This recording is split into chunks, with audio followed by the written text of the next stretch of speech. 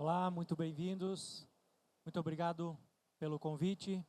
E vamos lá, vamos tentar falar um pouquinho sobre o futuro. A gente ouve muito falar sobre indústria, mas hoje eu vou falar um pouquinho sobre alguns sinais que às vezes são invisíveis.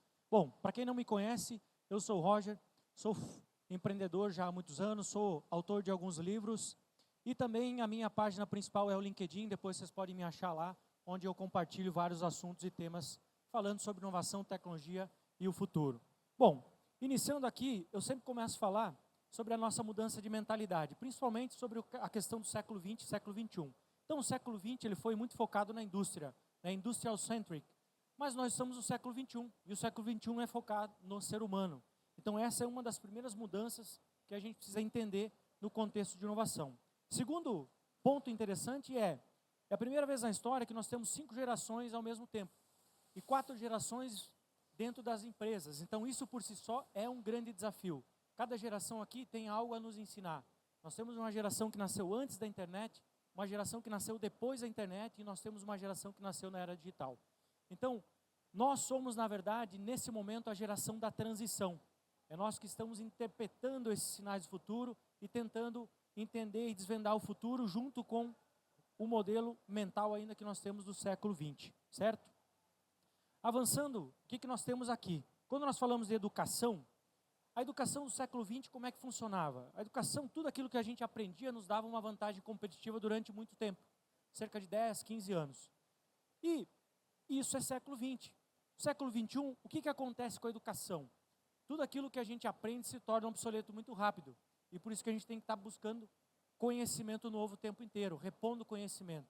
E daí nasce o termo lifelong learning, que é o aprendizado constante ao longo da vida. Principalmente por quê? Porque as mudanças acontecem cada vez mais rápido, principalmente impulsionada pela tecnologia que a gente está vendo.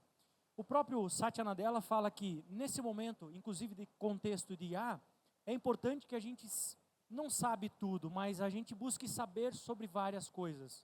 Então, na era da inteligência artificial, quanto mais assuntos, mais temas a gente acaba sabendo, melhor a gente vai se sair em utilizar a inteligência artificial, certo? Bom, quando a gente fala ainda das profissões, olha que interessante, no século XX, o que acontecia? Você entrava numa empresa e geralmente se aposentava nessa empresa. Então, por quê? Porque as mudanças demoravam para acontecer. No século XXI, o que acontece? O século XXI tem mudado as profissões. E esse estudo revela que antes dos 50 anos a gente deve mudar para cerca de 12 profissões. Então isso exige que a gente desaprenda coisas que nos trouxeram até aqui e que a gente busque reaprender coisas novas que vão nos levar daqui para frente. Então isso é uma quebra de paradigma. E esse mesmo estudo aponta principalmente que a gente deve ter aqui cerca de 0,5 ano, ou seja, o tempo da nossa habilidade, o tempo da profissão. E essa profissão vai deixar de existir cada vez mais rápido. Então olha o desafio que a gente tem nesse novo século, de estar aprendendo coisas novas o tempo inteiro, porque aquilo que a gente sabe se torna obsoleto muito rápido, certo? Bom, quando nós olhamos para esse fluxo aqui, da skill, o que acontece? É uma tendência, inclusive. O ideal, e o que a gente vê muito acontecendo, é a gente aprender para resolver algum tipo de problema, ou seja, aquela habilidade, aquele problema exige uma nova capacidade. Então eu vou ter que aprender essa nova habilidade para resolver o problema e eu vou partir para o próximo. Então, de novo, mudança de mentalidade, né? Desafios e dilemas da nova era. Quando a gente fala aqui das organizações, principalmente empresas, o que acontece? Século XX, de novo, as mudanças demoravam para acontecer, a gente tinha uma vantagem competitiva como negócio muito mais estabelecida, mas a nova economia nos retrata esse momento em que a vantagem competitiva passa a ser cada vez menor, transitória. Principalmente por quê? Porque a aceleração da tecnologia faz com que essa linha do tempo se acelere constantemente, né? E aí a gente olha para esse contexto de sair de um modelo rígido e lento para organizações que são mais ágeis e flexíveis. Amanhã eu vou fazer uma palestra falando sobre a próxima onda da indústria 5.0 e tem muito a ver com isso, certo? Bom, então no contexto de organizações também, novos dilemas aí. O fato é, como é que a nossa organização está se comportando? Nós estamos aqui no modelo rígido e lento, como indústria, ou a gente está mais flexível e mais ágil, para principalmente conseguir acompanhar a evolução e a rapidez do mercado? E tudo isso é consequência principalmente dos ciclos de inovação. Quando a gente olha esse gráfico no tempo, nos últimos 300 anos, a gente tem as ondas de inovação acontecendo aqui. E as últimas 4 ondas de inovação estão acontecendo juntas agora ao mesmo tempo. Isso aqui é resultado da maturação de 50 anos de investimentos em tecnologias da informação e comunicação. Então, quando a gente junta essas tecnologias aqui, a gente acaba acelerando principalmente vários negócios. E por isso que as mudanças acabam acontecendo cada vez mais rápido. E a gente vai ver a próxima onda, principalmente com a inteligência artificial, vindo acelerar cada vez mais, certo? Bom, eu gosto sempre de trazer esse exemplo clássico, onde a gente fala do design de serviço. A primeira disruptura aqui, na verdade, não foi tecnológica nessa indústria, mas ela vale para todas as outras.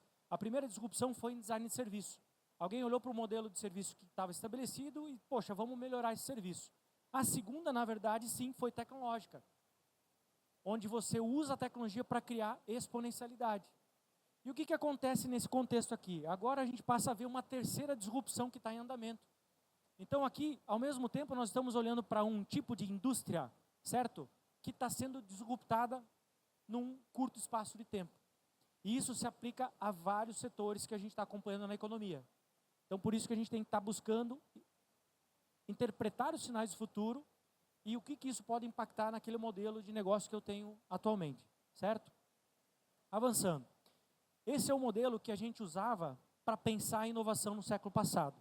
Então a gente tinha aqui horizonte 1, 2 e 3, nesses tempos aqui, de 1 a 3 anos, 2 a 5 e 5 a 12 anos. Só que isso era século passado. Então se eu continuo inovando nessa forma, eu vou ficar ultrapassado muito rápido. Mas como que é no século 20? O que acontece aqui? Eu preciso inovar nos 3 horizontes ao mesmo tempo. As mudanças estão acontecendo no mesmo tempo. Então no nosso negócio, na nossa empresa, como que nós estamos agindo em relação à inovação? Eu estou fazendo modelos de inovação incremental e adjacente aqui no mesmo modelo ou ainda eu estou fazendo a mesma coisa que eu fazia na década de 80? Da mesma forma. Então isso é uma mudança de paradigma e mudança de mentalidade, principalmente nos nossos modelos estabelecidos da Revolução Industrial. Então aqui embaixo a gente está sempre na zona de conforto. Né? A zona de conforto ela nos permite não inovar. Ou seja, eu vou manter. Por que eu vou mudar? Porque eu sempre fiz isso. Eu sempre fiz da mesma forma. Não preciso mudar. Mas hoje quem não mudar vai acabar ficando obsoleto e ultrapassado cada vez mais rápido. Bom, quando a gente fala do impacto da impressora 3D, por exemplo, um estudo da Bloomberg fala que cerca de 1/4 do comércio global pode deixar de existir até 2060. Principalmente por quê? Porque é uma nova tecnologia que está reunindo outras e entrando em vários setores. Então você tem hoje impressão 3D na linha de metal mecânico, na construção civil, inclusive nas proteínas, ou seja, tem uma série de mercados aqui que estão sendo impactados por uma tecnologia que não existia até pouco tempo atrás, certo? Outro ponto interessante que eu gosto de trazer quando a gente fala de futuro é a 5ª Revolução Industrial. Mas Roger, poxa, a gente está na 4ª Revolução Industrial, Indústria 4.0, e você vem falar da 5ª Revolução Industrial? Pois é, a 5ª Revolução Industrial ela já está acontecendo, só que ela é totalmente diferente das revoluções anteriores. É uma revolução biológica. E por que biológica? Porque ela impacta alguns setores que até então a gente não tinha antes. Então, como que a 5ª Revolução Industrial foi formada? Quando você pega os ciclos das tecnologias, quando você combina 2 ou 3 tecnologias, você cria uma terceira geralmente. Então, se nós pegar a biologia e a ciência da computação sozinhas, elas não são tão potentes quando você junta as duas. Né? Junto com a química, por exemplo, você cria o quê? A biotecnologia. Então, a 5ª Revolução Biológica é isso. E ela tem 2 principais pilares. Né? Quando a gente olha principalmente aqui para o impacto, né? Esse aqui é um estudo principalmente de crescimento, ou seja, é uma nova economia, é algo novo que está vindo aí. E quando algo novo vem, ela tira mercado daquilo que existe de alguma forma. Então eu estou olhando para o meu mercado, essa a provocação que eu sempre faço, sinais do futuro. As tecnologias novas estão impactando, ou vão impactar o meu mercado daqui a 3, 4, 5 anos? Se sim, você tem que fazer alguma coisa para mudar também, certo? E as duas verticais que a indústria 5.0, aliás, a 5ª Revolução Industrial tende a tocar, é o movimento das proteínas, o movimento do Clean Meat. Então a gente está vendo uma startup aqui em 2019 lançando uma provocação de produzir proteínas sem matar animais. Então isso para nós é bastante inconcebível, porque nós somos um país produtor de proteínas, né? E aqui você vê um modelo sendo construído, produzindo carne sem matar animais, né? Então isso entra em vários dilemas, mas o fato é que está acontecendo. E quando você olha para o KFC, por exemplo, mais de 50 lojas nos Estados Unidos já vende o nuggetzinho aqui de frango feito pela Upside Food. A fazenda da Upside Food tem uma galinha apenas. E eles produzem toneladas de proteínas de frango. Então, esse é um exemplo de disrupção que começa a acontecer em alguns setores, e por isso que a gente tem que estar antenado no futuro, né? Outro ponto interessante, não sei se vocês sabiam, mas entre a gente criar um animal e a gente ter um bife na nossa mesa, existem cerca de 270 empresas no meio desse caminho. Então, olha quanto atrito e quanta ineficiência existe ali no meio. Será que com a tecnologia a gente não consegue mudar isso, tornar o processo mais eficiente, mais econômico, mais sustentável? Eu imagino que sim. E na verdade já está acontecendo. Quando a gente olha algumas startups mundo afora, né, você vai ver aqui, por exemplo, a Stakeholder Foods, é uma outra startup que já está fazendo impressão de carne, né, também usando impressora 3D e outras tecnologias. Inclusive ela recebeu agora recentemente a autorização da FDA para produzir isso em escala, né? E aí de novo a gente olha para isso e diz, poxa, mas isso não vai me impactar ou não vai impactar o Brasil? Bom, quando a gente olha para esse contexto aqui, é inimaginável você imaginar ter uma impressão de um bife onde você escolhe, né, a quantidade de gordura, de músculo, de proteína, de nutrientes que você quer ter na mesa. Então, no primeiro momento assusta, a gente meio que não faz sentido, mas quando a gente olha, por exemplo, para essas coisas aqui, também, né? Então, alguns cientistas agora, muito recentemente, na Coreia do Sul, né, criaram um arroz aqui com proteína de carne. Então, olha a combinação de tecnologias acontecendo e o impacto que isso pode vir a acontecer em alguns mercados. Então, isso é um pouquinho de sinais do futuro. Como que a gente interpreta no nosso mercado, no nosso setor? E, de novo, isso não pode ser que não aconteça aqui, a gente vai dizer, não, mas isso aqui não vai acontecer no Brasil, enfim. Quando nós olhamos para isso aqui, as duas maiores produtoras de proteínas, a BRF, por exemplo, e a JBS, esse aqui é um projeto que eles estão investindo lá em Santa Catarina, no Sapiens Park, um investimento de 300 milhões de reais, para construir principalmente um centro de pesquisa de proteínas alternativas. Então, quando você olha para a maior empresa produtora de proteína, criando um movimento como esse, é sinal que não é uma coisa qualquer. Alguma coisa está acontecendo ali no meio do caminho, certo? Então, é interessante.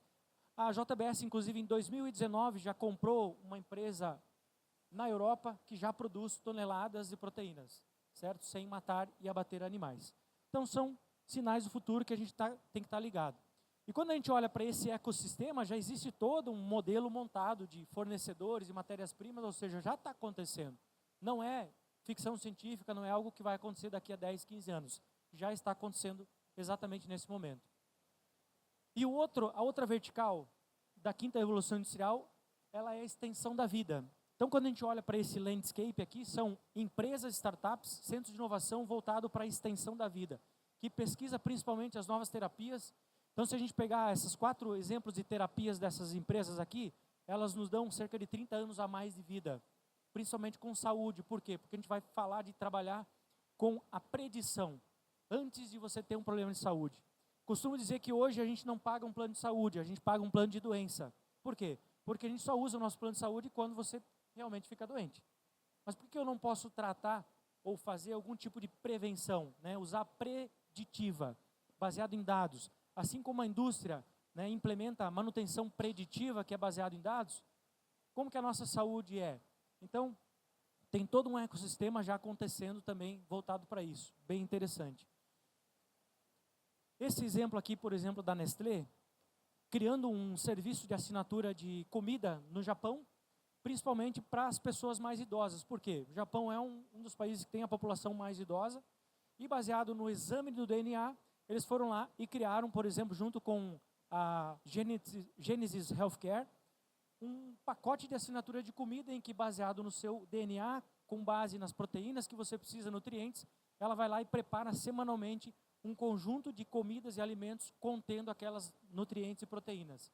Então, esse é um exemplo de novas economias que a gente passa a ter, novos modelos de negócio impactados principalmente pelas tecnologias, certo? Então, isso já está acontecendo também, é interessante. Ou seja, às vezes, a gente não fica olhando para essas coisas novas, mas quando acontece, quando está no dia a dia, a gente para e olha, poxa, como é que eu não vi isso antes? Porque às vezes é tão óbvio, mas a gente acaba não vendo. Por quê? Porque a gente está no nosso ciclo de fazer a mesma coisa, né, no nosso dia a dia ali.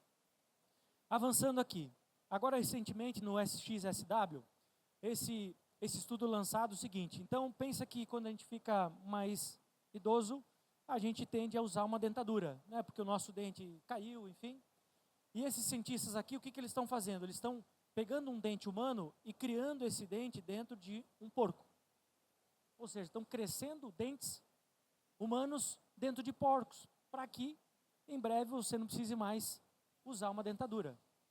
Então, olha o impacto da biotecnologia em vários setores. Já falei de proteínas, na saúde, doenças, prevenção, e aqui você tem esses exemplos acontecendo. Então, de novo, isso impacta alguns setores que até então não tinham esse tipo de impacto, certo? Então, por isso que é importante a gente estar antenado no que está acontecendo.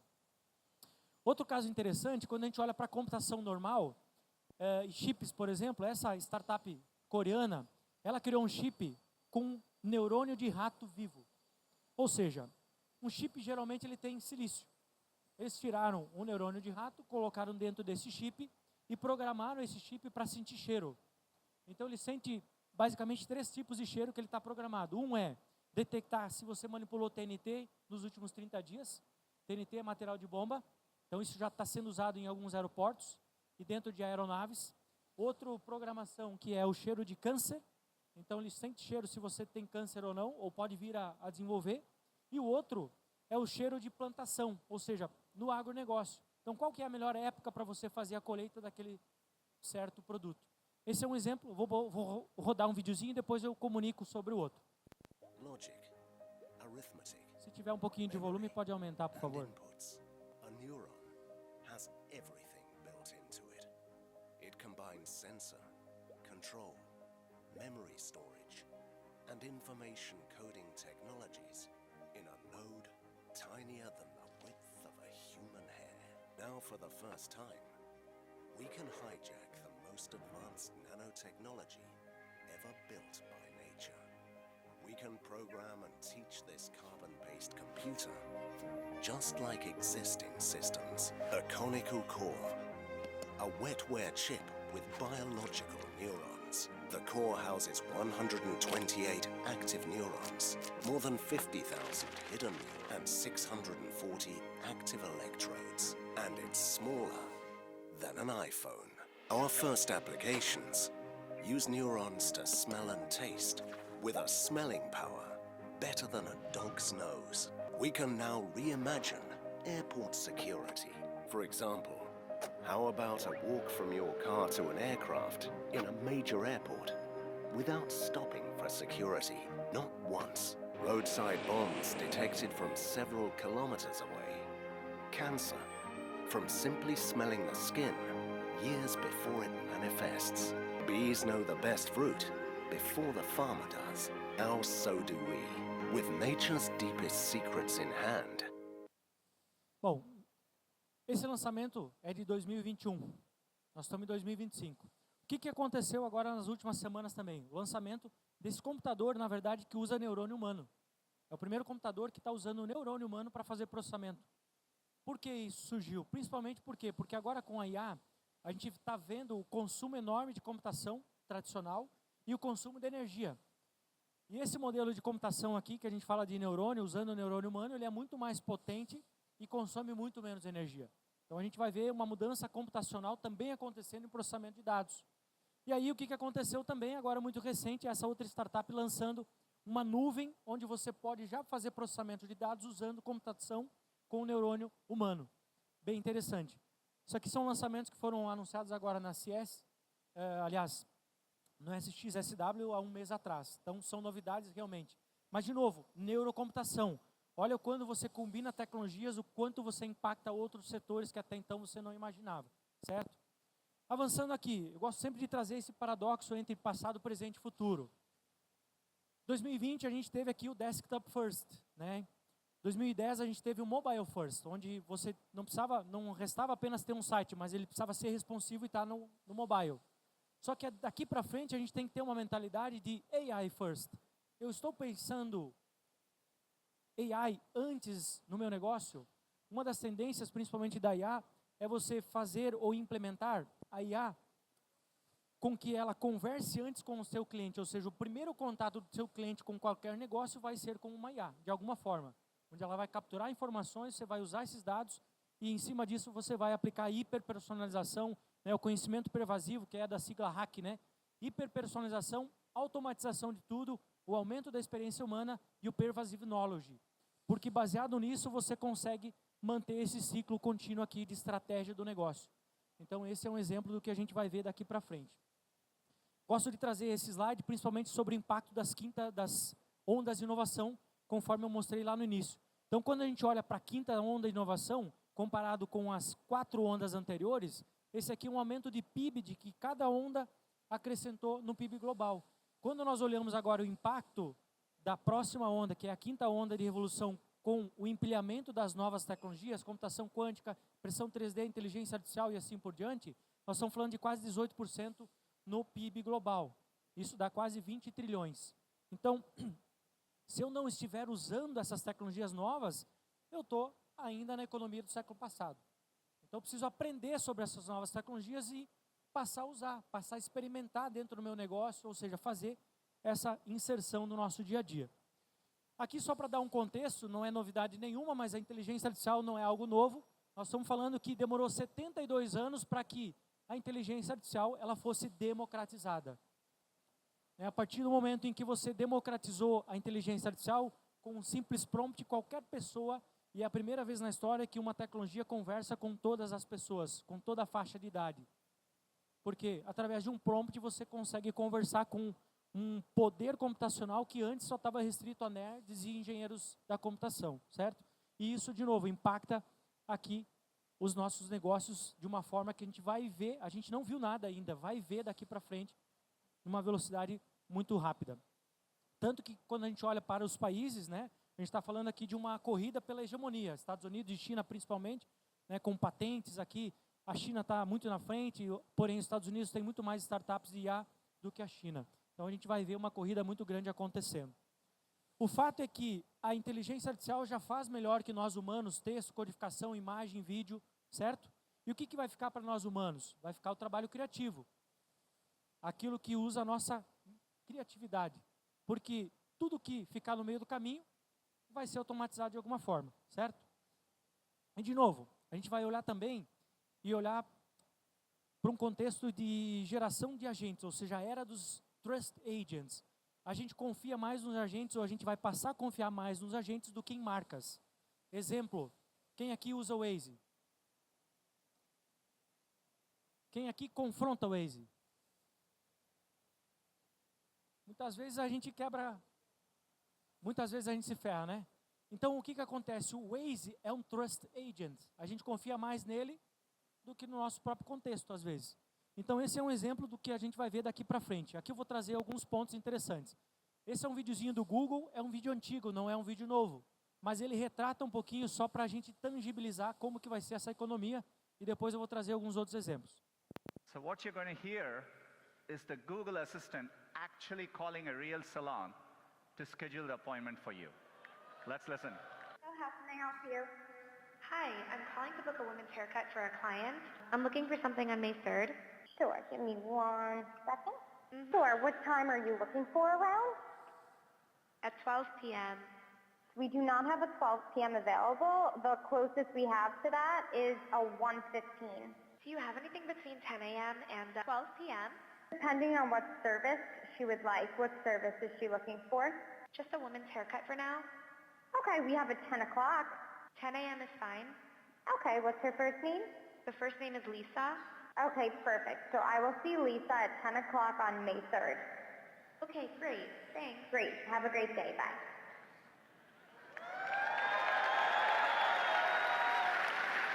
Na verdade, essa foi uma demonstração bem simples do que um agente pode nos ajudar nos negócios no futuro. E aqui eu trago alguns exemplos. Então, vamos pensar em criar um agente no nosso negócio. Como a gente está pensando, a gente já tem um agente. O fato é que essa nova economia baseada em inteligência artificial, se antes a gente precisava ter um site e depois esse site precisava ser responsivo, agora o que acontece? O meu negócio vai precisar ter algum tipo de agente, porque as buscas estão mudando. E se eu não tiver um agente, eu vou ficar fora da nova economia. Esse aqui é um exemplo ilustrativo. Então, vamos supor que eu estou querendo pedir um iogurte aqui, por exemplo, com alguma proteína que eu preciso baseado no exame do DNA. Então, veja que os agentes vão se conversar e vão me entregar uma solução. Esse aqui é um exemplo bem simples, mas algo que está acontecendo. Por exemplo, quando a gente olha para a Alaska Airlines. A Alaska Airlines é uma operadora que inova bastante. Então, o que ela fez agora? Ela criou, por exemplo, um prompt onde você coloca a sua viagem dos sonhos. Junto com família, você escreve tudo que você gostaria de ter lá. E ela vai e te entrega um pacote de soluções. Então, ela conversa com locadora de carro, com a parte de tour virtual, com hospedagem. Veja que são agentes se conversando. Então, se eu não tiver um agente no meu negócio, eu vou ficar fora dessa economia. Esse é o fato. Agora, como que eu faço isso? Não é difícil, é fácil fazer. Então, aqui são alguns exemplos. E a gente vai ver ainda um nível mais avançado, quando a gente fala de blockchain e adicionando os smart contracts. Imagina que você vai fazer todo esse tipo de operação e vai ter um contrato inteligente já debitando aqui, pagando todos os fornecedores. Então, imagina o nível de automatização e velocidade que você cria. Olha quanto atrito você tirou no meio do caminho e vantagem competitiva que você utiliza ou que você passa a ter no seu negócio. Então, é importante a gente entender o impacto das tecnologias, como que elas funcionam e como que eu posso usar ela dentro do nosso negócio. Porque se eu não usar, tenha certeza que alguém vai estar usando. E se esse alguém utilizar, e a gente como profissional, se eu não utilizar a IA como uma ferramenta no meu dia a dia, eu acabo sendo ultrapassado pelo meu colega, pelo meu competidor que está usando as ferramentas, porque a discrepância de produtividade é 40%, 50% no mínimo a mais, certo? Bom, o fato é que não adianta a gente brigar com as tecnologias novas, assim como, por exemplo, aconteceu lá com os ludistas, quando eles começaram a automatizar os teares. Os taxistas brigando contra a Uber. Hoje você vê o Uber dentro do plataforma do... Aliás, o taxista dentro da plataforma do Uber. Então, quando a inovação chega, não adianta a gente ir contra ela. A gente tem que entender das tecnologias, o que está por trás e como isso impacta o meu negócio. E a partir disso, poxa, como que eu vou tirar proveito para implementar essas tecnologias e tirar vantagem disso? O fato é que a IA está aprendendo as profissões e ofícios muito melhor do que a gente faz hoje, principalmente dos trabalhos repetitivos. E aí a gente olha algumas pesquisas, por exemplo, essa do Fórum Econômico Mundial, que fala que cerca de 97 milhões de novos empregos vão ser criados, porém, cerca de 85 milhões deixarão de existir. Mas não é que o emprego vai deixar de existir, o trabalho repetitivo vai deixar de existir de alguma forma. Assim como a gente teve nas outras revoluções industriais, como, por exemplo, o acendedor de lampião, assim como o datilógrafo, certo? Então, as profissões elas foram mudando. E com a IA não é diferente, só que a velocidade agora é muito mais rápida.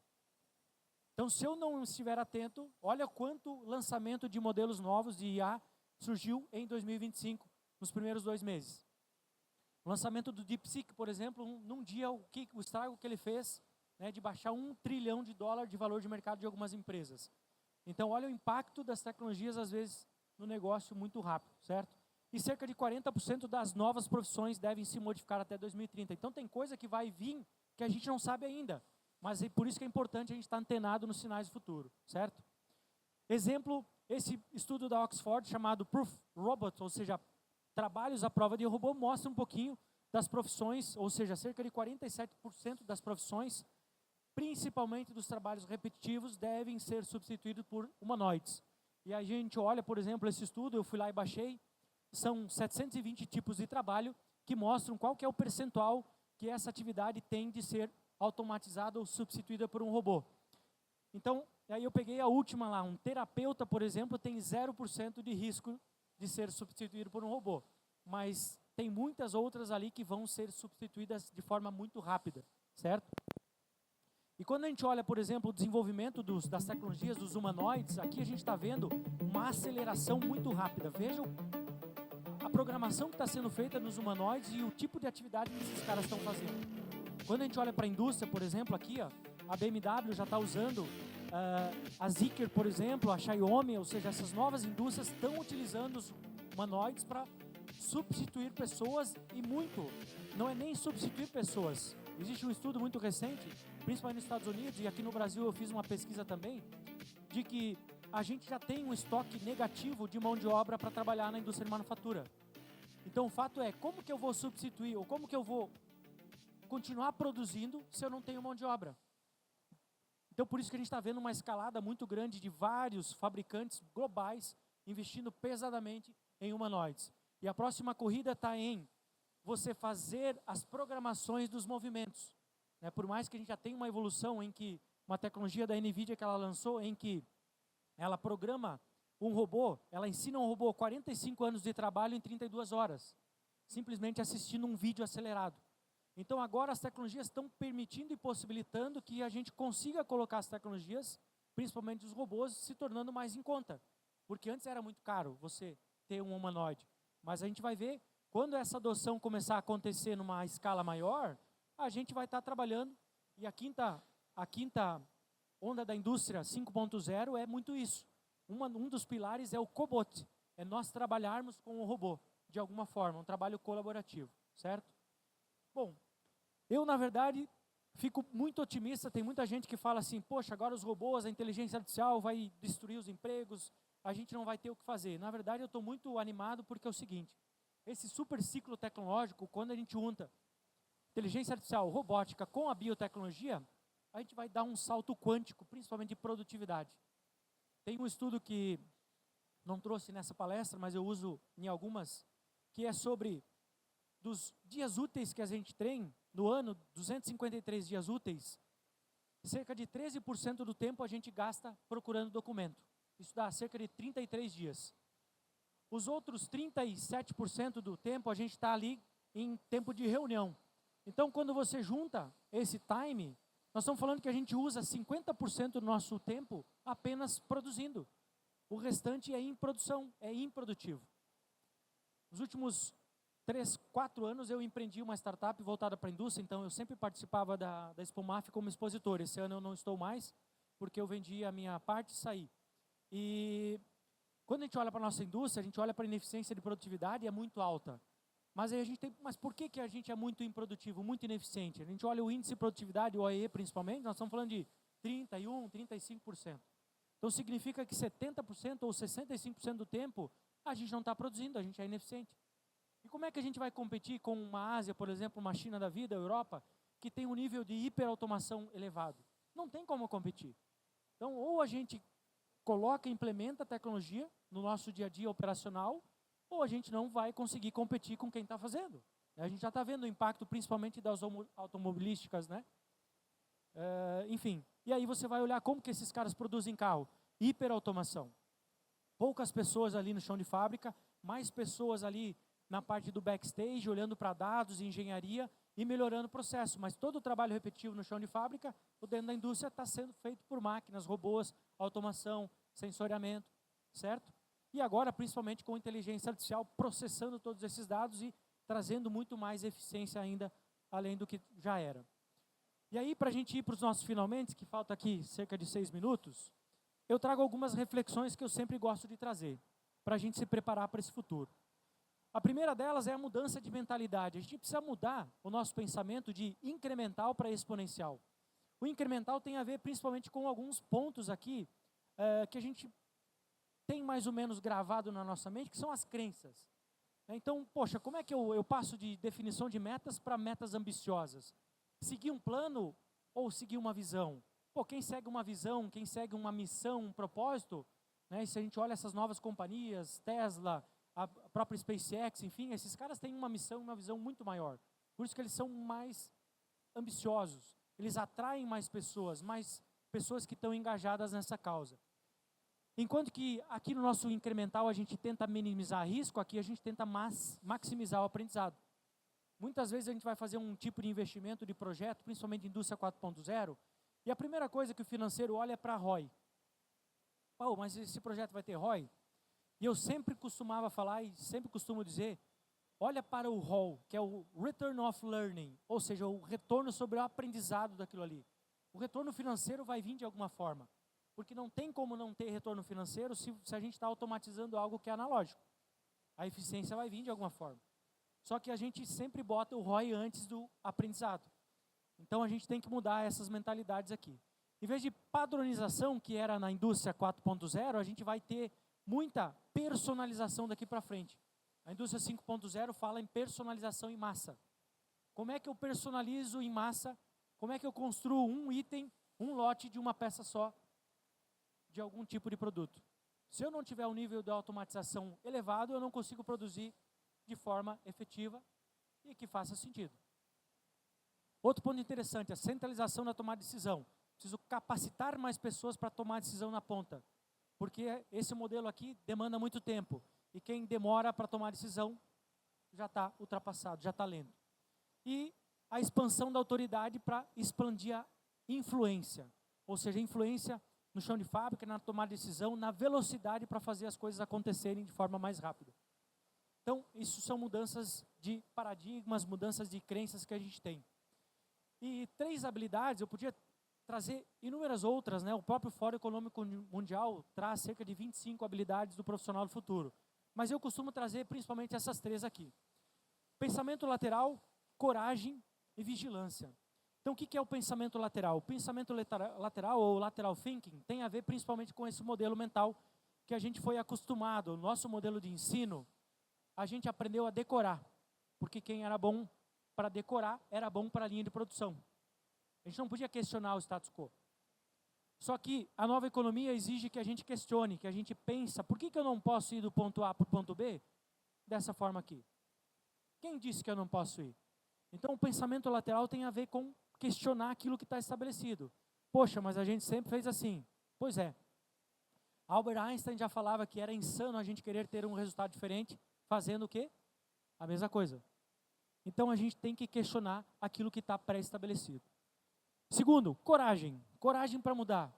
É dolorido tomar decisões como essa, de mudança, principalmente de status quo.